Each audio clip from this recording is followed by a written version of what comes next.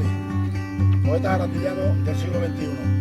Y estamos actualmente en el término municipal de Jarandilla, en el paraje conocido como el Ganchal de Chinchillano, que hay un asiento de hace 2550 años. Y justamente estamos en el altar rupestre rudimentario que utilizaban para hacer los sacrificios de animales y algunas veces de humanos.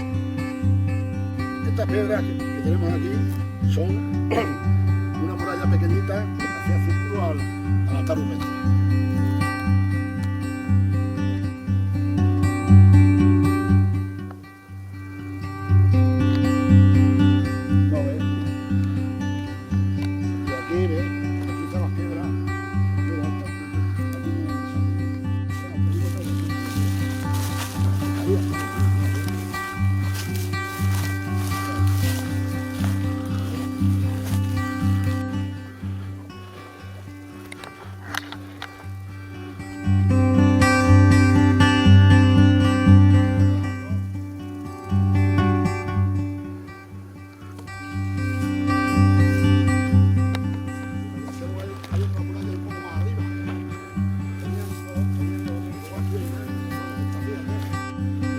Estas chicas y grandes formaban parte del perímetro de la muralla defensiva para el ganado, que rodeaba toda la meseta, todo el Ganchal de Chinchillano, aproximadamente de unas 44 o 45.